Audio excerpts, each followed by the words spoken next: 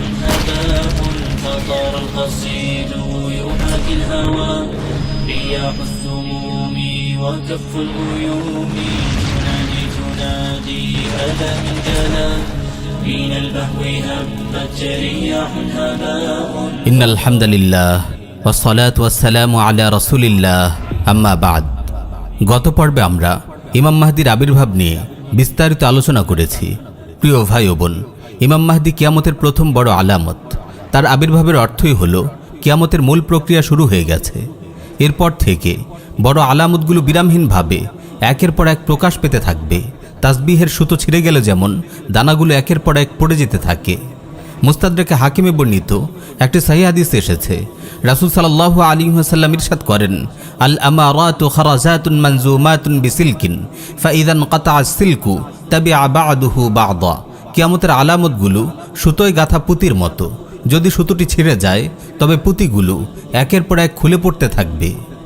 ইমাম মাহদিকে হত্যা করার জন্য শাম থেকে মক্কার দিকে যে হতভাগা বাহিনীটি আসবে, সেটি ধসে যাওয়ার পর ইমাম মাহদির প্রতি মানুষের ঈমান আরও সুদৃঢ় হবে।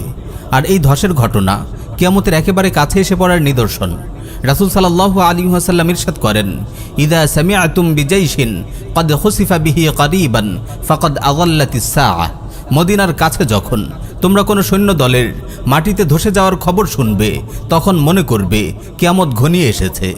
প্রিয় ভাই ও বোন, ইমাম মাহদি মুসলিমদের নেতৃত্ব গ্রহণ করার পর পুরো পৃথিবীতে কুফফার বিরোধী জিহাদ এক নতুন মাত্রা লাভ করবে। মুসলিমরা দলে দলে শামে সমবেত হবে। বর্তমান সিরিয়া, লেবানন, জর্ডান ও ফিলিস্তিনকে সম্মিলিতভাবে শাম বলা হতো। মুস্তাদরাকে হাকিমে বর্ণিত একটি সহিহ হাদিস এসেছে, রাসূল সাল্লাল্লাহু আলাইহি ওয়াসাল্লাম ইরশাদ করেন, ইয়াতি আলান নাসি জামান লা ইয়াবকা ফীহি মুমিন ইল্লা লাহিকা বিশ-শাম। এমন এক সময় আসবে যখন সকল মুমিন শামে গিয়ে সমবেত হবে। উত্তাল সেই দিনগুলোতে শাম হবে মুসলিমদের দুর্গ। সুনানে আবু দাউদে বর্ণিত একটি সহিহ হাদিস এসেছে, রাসূল সাল্লাল্লাহু আলাইহি ওয়াসাল্লাম ইরশাদ করেন, মাওদিউ ফুসতাতিল মুসলিমিন ফিল মালাহিম আরদুন ইউকালু লাহাল গুতা। এই যুদ্ধ বিগ্রহের সময়গুলোতে মুসলিমদের ঘাঁটি হবে গুতা। গুতা হলো বর্তমান সিরিয়ার রাজধানী দামেস্কের একটি শহর। এই শহর থেকেই গোটা বিশ্বে জিহাদের নেতৃত্ব দেবেন ইমাম মাহদি। তার সুদৃঢ় নেতৃত্বে আল্লাহর ইচ্ছায় গোটা কুফফার বিশ্ব তার সামনে হাঁটু গেড়ে বসবে। ফিলিস্তিন সহ সকল হারানো মুসলিম ভূখণ্ড মুসলিমদের হাতে পুনরায় ফেরত আসবে। অসংখ্য কাফির ইসলাম গ্রহণ করবে। কুফফার গোষ্ঠী মুসলিমদের সঙ্গে সন্ধি করবে। এই দিনগুলোতে মুসলিমদের বিজয় ও সমৃদ্ধি দেখার মতো হবে। খিলাফা আলা মিনহাজিন নবুয়ার বরকতে গোটা বিশ্বে ইনসাফ, ন্যায় বিচার, সুখ ও শান্তির ঢল নামবে। কাফিররাও জিজিয়া দিয়ে খিলাফার অধীনে সুখে দিন কাটাবে। ইমাম মাহদির খিলাফা কেমন হবে, কত বছর তিনি রাজত্ব করবেন, এই নিয়ে আমরা ইমাম মাহদি মুসলিম উম্মার অনাগত রাহবার শিরোনামে একটি মজলিসে আলোচনা করেছি। প্রিয় ভাই ও বোন, পরবর্তী ঘটনা প্রবাহের ধারাবাহিকতা বোঝার জন্য এই হাদিসটি খুবই গুরুত্বপূর্ণ, তাই হাদিসটি খেয়াল রাখবেন।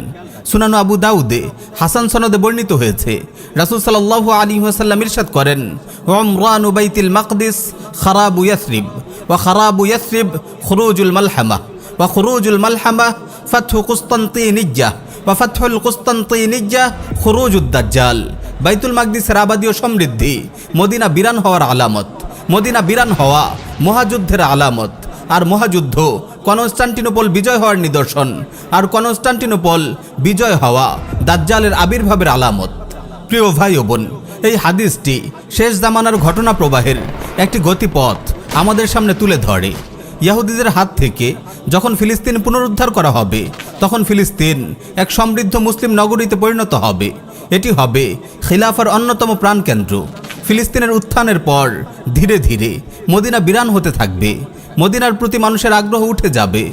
এমনকি নির্জন হতে হতে মদিনা পশু পাখিতে ভরে যাবে।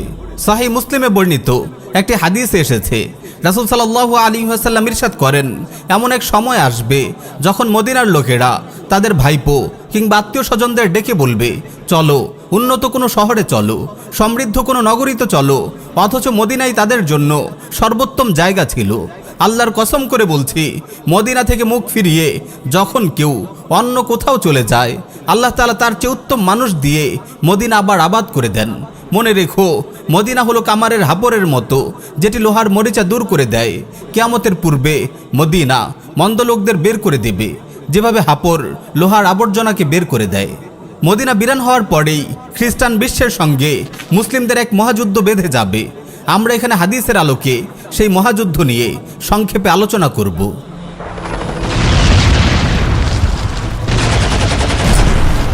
মহাযুদ্ধ হাদিসের ভাষায় এই মহাযুদ্ধের নাম আল মালহামাতুল উজমা বা আল মালহামাতুল কুবরা। খ্রিস্টানরা এই মহাযুদ্ধকে বলে আরমাগেডন। আমরা জানি গত সহস্রাব্দের শুরু থেকেই মুসলিম ও খ্রিস্টানদের মাঝে ক্রুসেড চলে আসছে। সেই হিসেবে এই মহাযুদ্ধকে আমরা দ্য লাস্ট ক্রুসেডও বলতে পারি, কারণ এটি হবে মুসলিম ও খ্রিস্টানদের মাঝে একটি ফায়সালাকারী যুদ্ধ। আমরা পূর্বেই বলেছি, ইমাম মাহদির নেতৃত্বে গোটা পৃথিবীতে খিলাফা আলা মিনহাজিন নাবুয়া প্রতিষ্ঠা হবে। কাফিররা মুসলিমদের সঙ্গে সন্ধি করবে এবং জিজিয়া দিয়ে খিলাফার অধীনে বাস করবে। এখন কথা হলো, এই অবস্থায় এই মহাযুদ্ধের প্রেক্ষাপট কিভাবে রচিত হবে? সুনানে আবি দাউদে বর্ণিত একটি সহিহ হাদিসে এই মহাযুদ্ধের প্রেক্ষাপট বর্ণিত হয়েছে।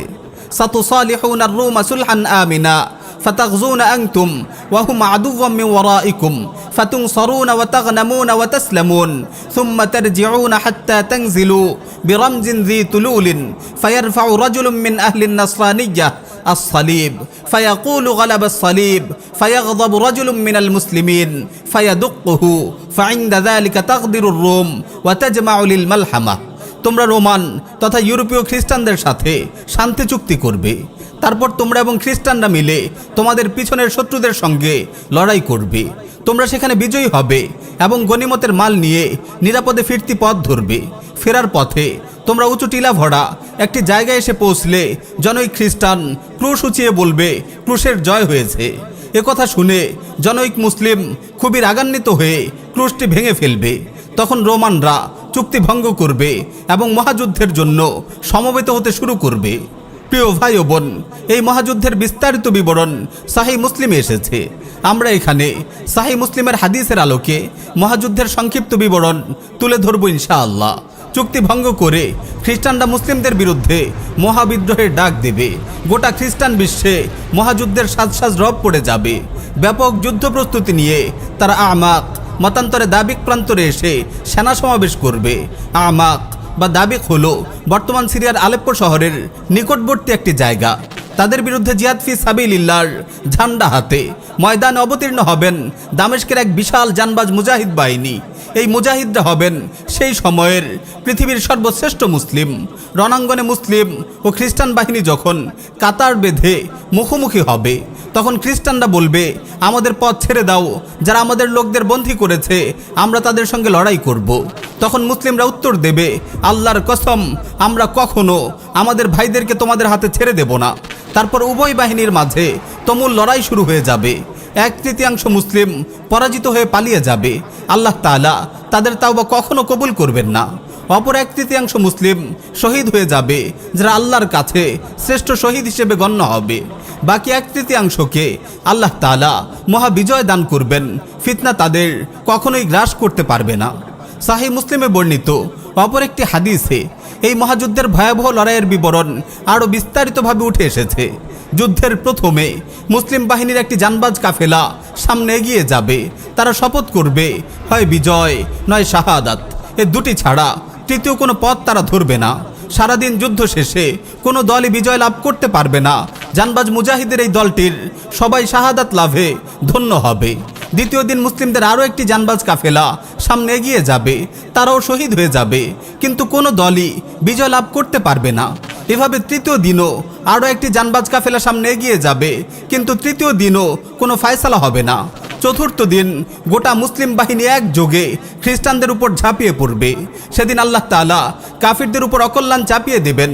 সেদিন এমন তুমুল লড়াই হবে, এমন লড়াই জীবনে কেউ দেখেনি। অবশেষে আল্লাহ তাআলা মুসলিম বাহিনীকে বিজয় দান করবেন। ভয়াবহ এই যুদ্ধ শেষে দেখা যাবে বিস্তৃত রণাঙ্গন জুড়ে ছড়িয়ে আছে লাশ আর লাশ। মাইলের পর মাইল এমনভাবে লাশে ঢেকে যাবে যে উড়ন্ত পাখিও লাশে ঘেরা প্রান্তর অতিক্রম করতে গিয়ে উঠতে উঠতে ক্লান্ত হয়ে লাশের উপরে মুখ থুবড়ে পড়বে।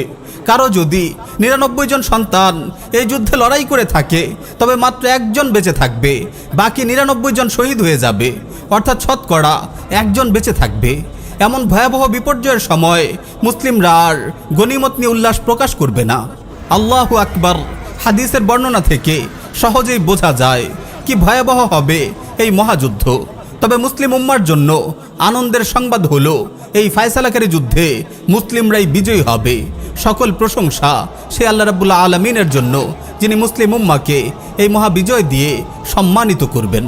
প্রিয় ভাই ও বোন, আজ আলোচনা আর দীর্ঘ করব না। অবশিষ্ট ঘটনা প্রবাহ পরবর্তী মজলিসে আলোচনা করব ইনশাআল্লাহ।